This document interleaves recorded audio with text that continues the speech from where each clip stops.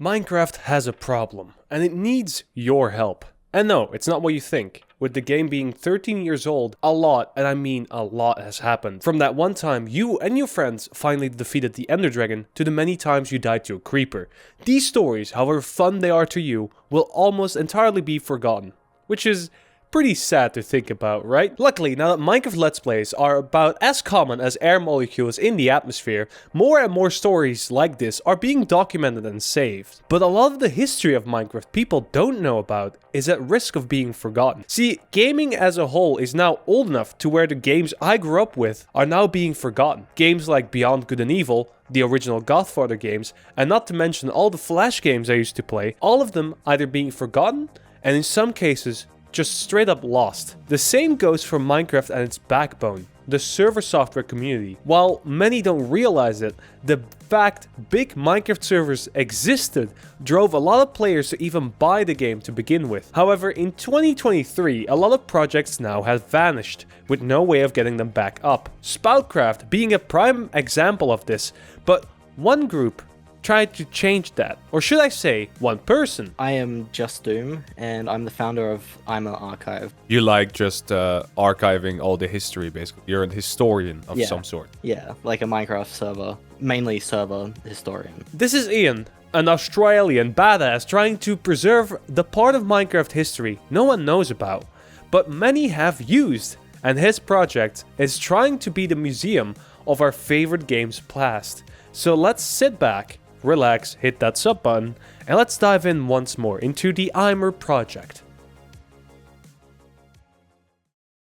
First things first, do any of you still remember Bukkit? Yeah? Do you want to replay it? Well, tough luck, as you can't re-download it anymore for specific versions. And this is the case with many server projects out there. With some GitHub pages remaining, a few smaller projects with cool ideas and features are now nearly impossible to find. Take Spoutcraft for example. I mentioned them a few times before. Heck, I even mentioned them in the intro. Spoutcraft was a server software that allowed you to download custom data via the launcher itself. It worked by having the server store the information, and then a client-sided mod would download that data, allowing the user to just immediately start playing on the server without downloading custom crafting recipes, custom items, blocks, or any other accessories. In theory, you could adapt this same process and set mod data over to the player to just download the mod while joining the server. With big names backing this project, including Doctor, who is now a big contributor to Spongecraft, and MD5, who is known for a little known project known as Spigot, getting his start on the Spout forums. And you know, Spigot is just the stepping stone for modern Minecraft. You might have heard about it. And this is where Doom's Project Eimer comes in. What is the Eimer Project specifically? What is it? What does it do? Its goal is to basically just archive any server or Minecraft related projects. Its primary focus right now is server software, like Bukkit, for example, and like early versions of Spigot, HMod, all of that stuff. We also do plugins, but it's not a focus. So the main focus is and will always be server software, new and old? Yes. Yep. New, old, just anything that's been made, pretty much. As a Minecraft historian myself, this is music to my ears, as many stories and projects nowadays are barely remembered. Heck, I don't even see anyone going nuts anymore about the so-called 1984 EULA change they did a few months back. So I'd say saving a cool project like these are important. Thing is though, how do you find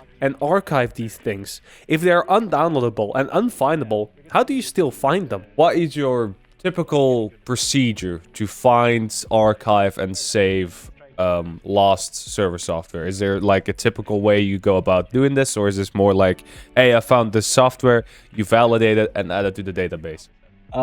Usually we go out and seek these files. We started off with just like using Google to search Bukkit to find like the more surface level ones.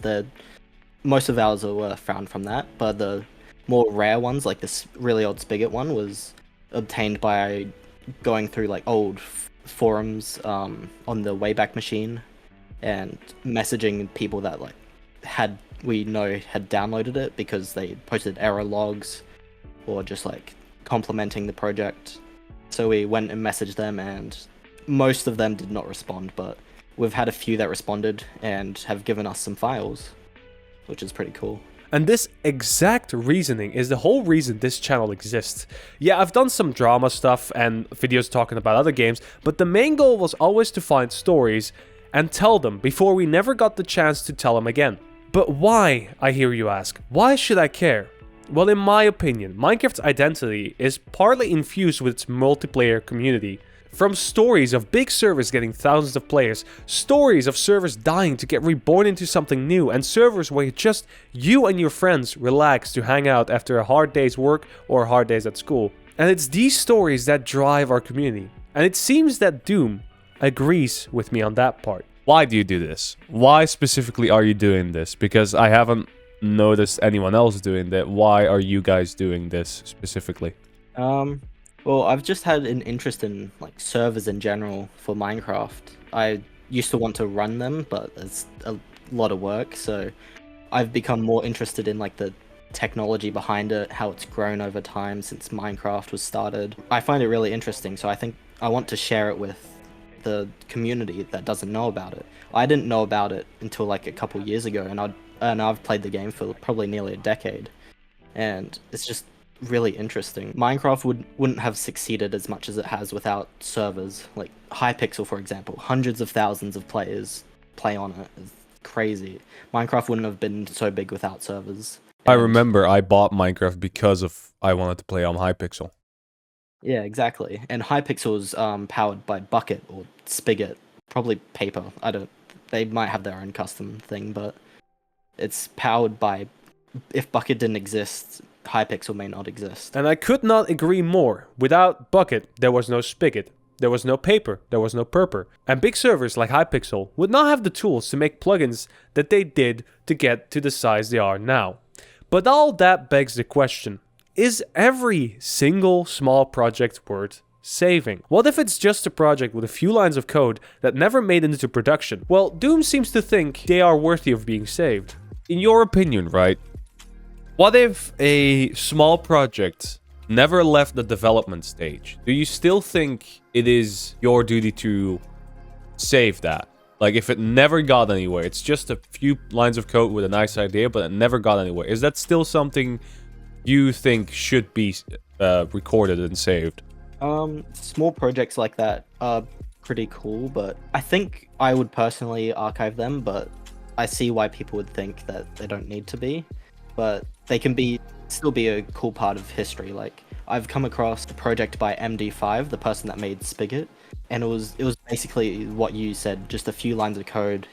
I don't think the project ever got anywhere, just a few commits of just a few files basically. But it's cool to see that he was working on something else, like a full custom coded Minecraft server software. But Like a full re-implementation. yeah, like a re-implementation. It didn't get anywhere, it was only a few lines of code like you said, but it's still interesting, and I think that should be like at least known. And honestly, if I'm being completely honest here, I'm half sold on this. Yes, projects like MD5's Graph Bucket --, which eventually morphed into Spigot, should be known and talked about. However, not every project was instrumental in shaping Minecraft as it is now. Though with that being said, the Eimer Project is still something I will stand behind and support going forward. And this, dear viewer, is a message to you. Stop eating that Doritos. And if you're done with the Doritos, consider donating to the Eimer Project, not money. Linked in the description is a link to their Discord. Go and find your old computer, your old laptop, an old hard drive, your old USB stick, whatever it may be. You might have the last copy of an extinct software on there. And consider giving that to the Eimer archive so people after us can still enjoy what we enjoyed back then. But with all that being said, I was Lunar, you were very awesome, and I will see you in the next one.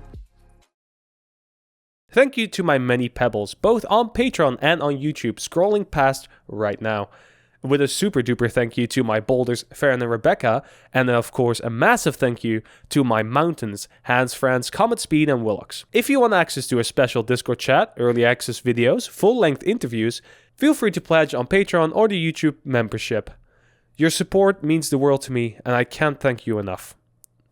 Small announcement, I also stream on YouTube during the weekends to just hang out with you guys and have fun. So if you have any questions or just want to hang out with the community, feel free to join a little chat. Other than that, I'll see you in the next one. Bye-bye.